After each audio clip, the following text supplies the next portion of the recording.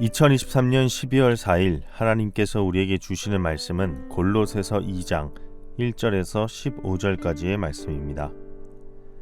내가 너희와 라오디게아에 있는 자들과 물은 내 육신의 얼굴을 보지 못한 자들을 위하여 얼마나 힘쓰는지를 너희가 알기를 원하노니 이는 그들로 마음의 위안을 받고 사랑 안에서 연합하여 확실한 이해의 모든 풍성함과 하나님의 비밀인 그리스도를 깨닫게 하려 함이니 그 안에는 지혜와 지식의 모든 보화가 감추어져 있느니라. 내가 이것을 말함은 아무도 교묘한 말로 너희를 속이지 못하게 하려 함이니 이는 내가 육신으로는 떠나 있으나 심령으로는 너희와 함께 있어 너희가 질서 있게 행함과 그리스도를 믿는 너희 믿음이 굳건한 것을 기쁘게 봄이라. 그러므로 너희가 그리스도 예수를 주로 받았으니 그 안에서 행하되 그 안에 뿌리를 박으며 세움을 받아 교훈을 받은 대로 믿음에 굳게 서서 감사함을 넘치게 하라. 누가 철학과 헛된 속임수로 너희를 사로잡을까 주의하라. 이것은 사람의 전통과 세상의 초등 학문을 따름이요 그리스도를 따름이 아니니라. 그 안에는 모든 신성의 모든 충만이 육체로 거하시고 너희도 그 안에서 충만하여졌으니 그는 모든 통치자와 권세의 머리시라. 또 그 안에서 너희가 손으로 하지 아니한 할례를 받았으니 곧 육의 몸을 벗는 것이요 그리스도의 할례니라. 너희가 세례로 그리스도와 함께 장사되고 또 죽은 자들 가운데서 그를 일으키신 하나님의 역사를 믿음으로 말미암아 그 안에서 함께 일으키심을 바랐느니라. 또 범죄와 육체의 무할례로 죽었던 너희를 하나님이 그와 함께 살리시고 우리의 모든 죄를 사하시고 우리를 거스르고 불리하게 하는 법조문으로 쓴 증서를 지우시고 제하여 버리사 십자가에 못 박으시고 통치자들과 권세들을 무력화하여 드러내어 구경거리로 삼으시고 십자가로 그들을 이기셨느니라. 골로새서는 당시 골로새 교회에 침투하여 교회의 평안을 위협하고 있는 이 세상의 헛된 가르침과 이단에 관해서 그들의 유혹과 그리고 속임수에 넘어가지 말라는 바울의 권면을 담고 있는 책입니다. 골로새는 소아시아에서 수리아로 가는 중요 무역로에 위치한 이 동쪽과 서쪽의 교통을 이어주는 중요한 지점으로서 인구가 많고 번화한 대도시였습니다. 그러나 인급 성읍들의 중요 도시인 라오디게아와 히에라볼리스의 급성장으로 신약시대에는 상대적으로 작은 도시로 여겨집니다. 그럼에도 불구하고 모든 무역도시가 그렇듯이 많은 상인들과 여행객들의 출입이 잦았습니다. 그로 인해서 각종 철학과 종교 사상이 혼합되는 양상을 보이기 시작했죠. 그래서인지 물질주의적인 것을 추구하는 사람들이 생겨나기도 했고 자연에 순응하여 살아가자는 사람들도 생겨났습니다. 그러나 무엇보다도 당시에 팽배했던 것은 그냥 우리 인간에게 주어진 숙명에 순응하며 살자는 사람들이 많아진 겁니다. 그러다 보니 아무것도 안 하게 되고 사람들이 게을러지고 자연스럽게 절망과 쾌락과 타락에 빠지는 사람들이 많아졌습니다. 이런 상황에서 골로새 교회의 주된 구성원들은 대부분이 이방인이었습니다. 그렇다 보니까 이 종교적으로 혼합주의가 팽배한 그 시대에 이방인이었던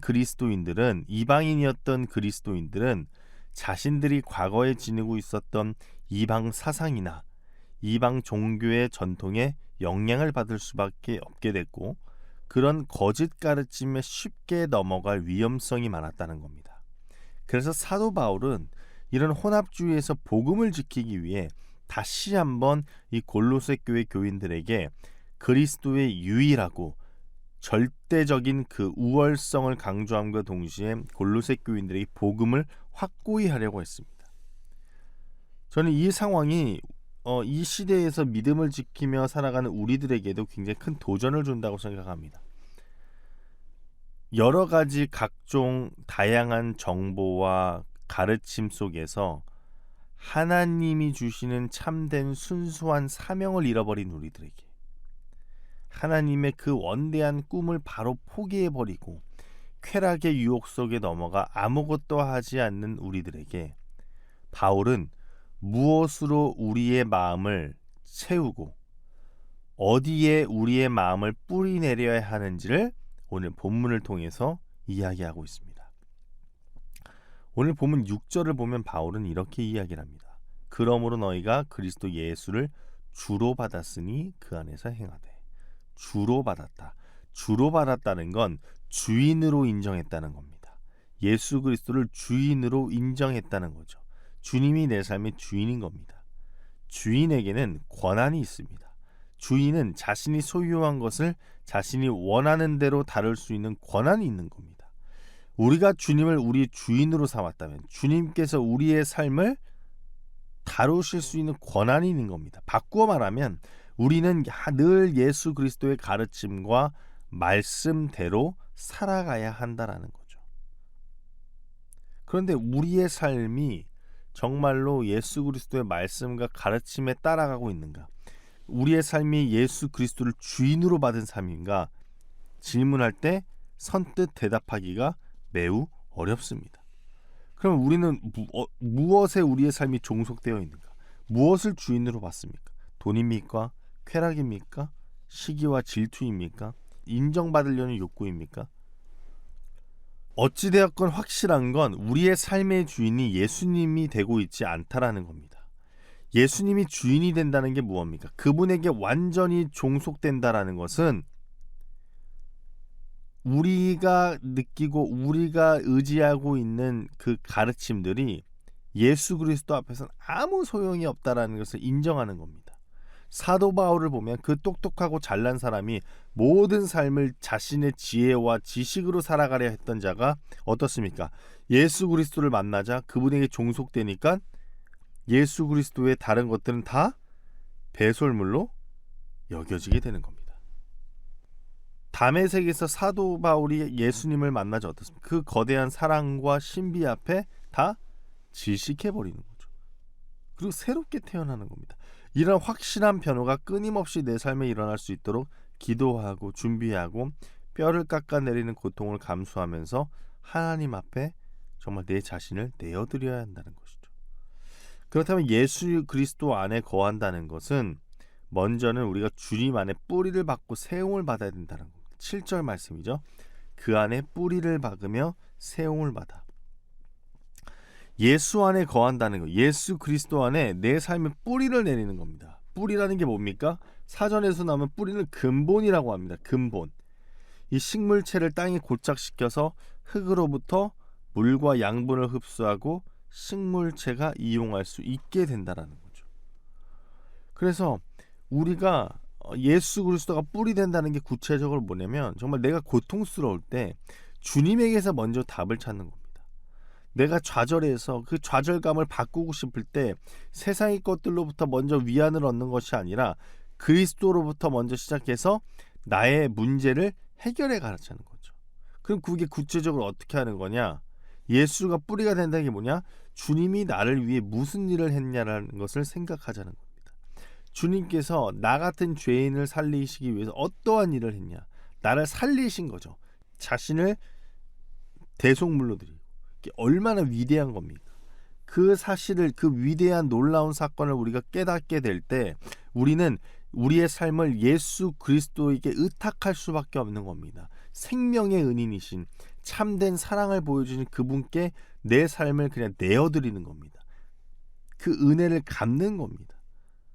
물론 하나님의 그 놀라운 은혜를 우리의 어떤 행위로서 갚을 수는 없겠지만 고백하는 거죠. 우리의 삶을 하나님께 내어드리면서, 주님께 내어드리면서, 주님으로부터 다시 산 인생 주님께서 책임져 주시옵소서.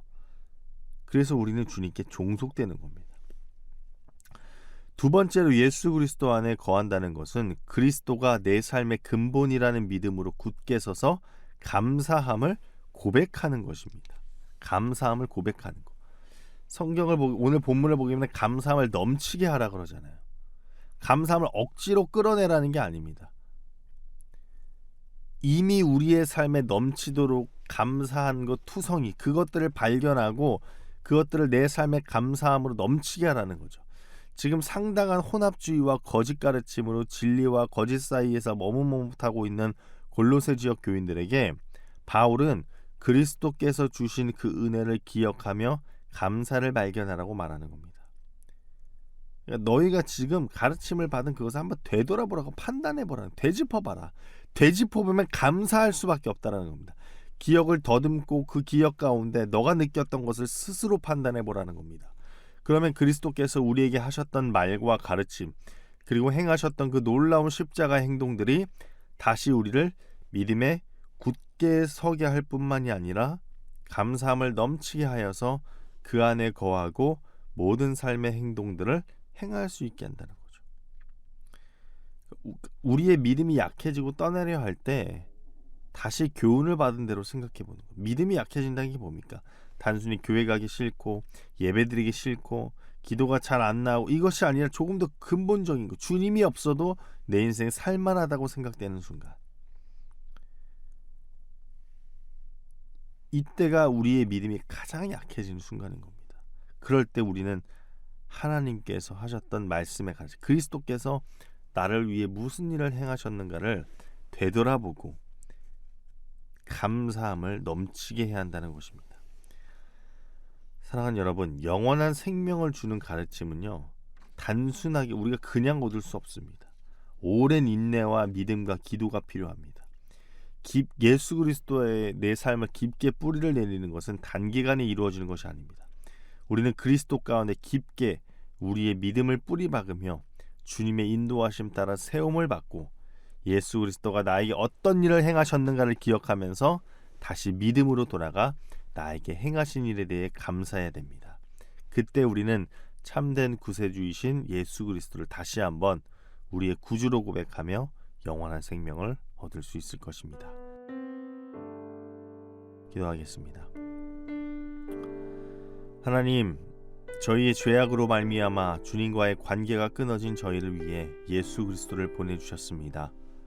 저희의 죄를 위하여 십자가에 못 박혀 고난을 받으시고 죽음을 이기시며 생명을 허락하셨습니다.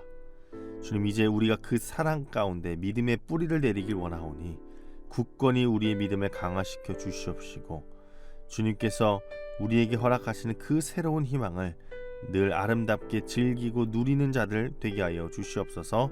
예수님의 이름으로 기도합니다. 아멘.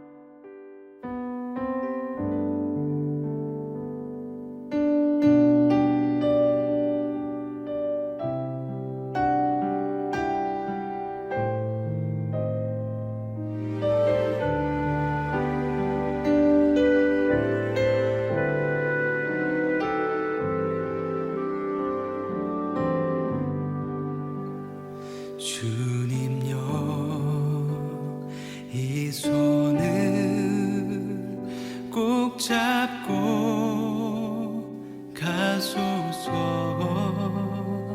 약하고 피곤한 이 몸을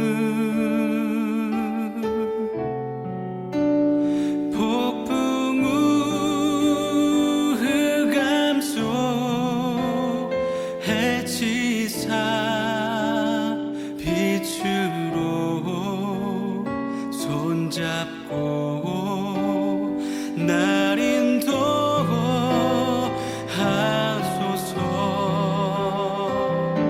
주님여, 이 손을 주님여,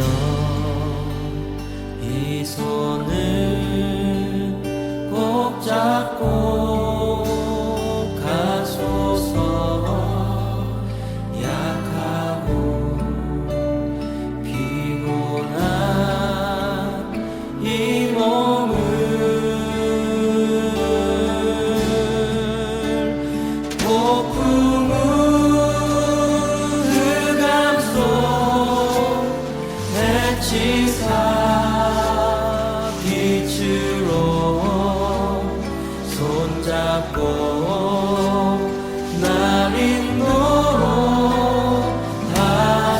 다시 한번 주님여, 이 손을 주님여, 이 손을 꼭 잡고 가소서. 약하고 피곤한 이 몸을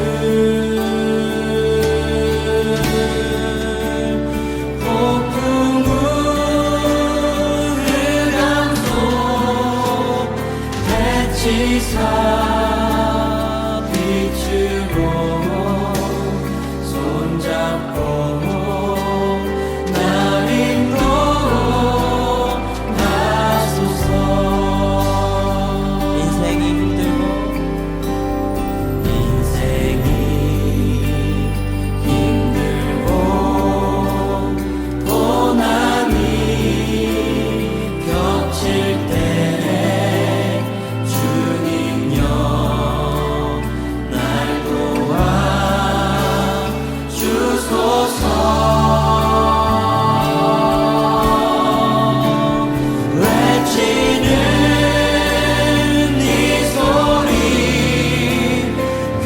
기운 이 시사 손잡고 날 인도하소서. 다시 한번 인생이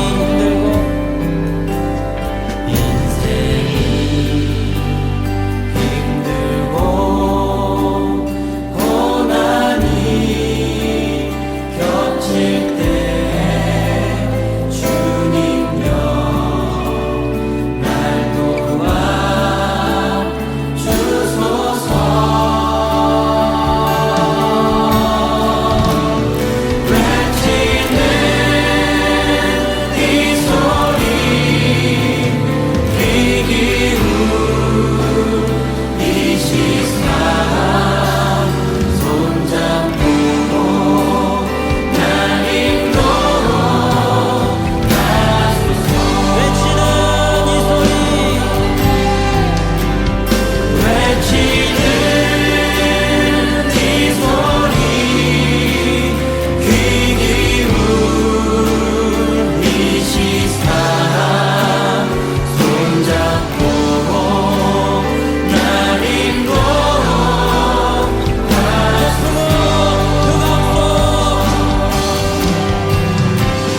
폭풍은 흑암 속 해치사 빛으로 손잡고 날 인도하소서.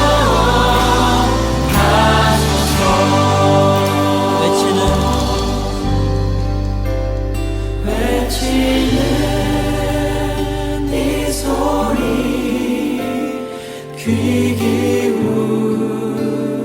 이 시사 손잡고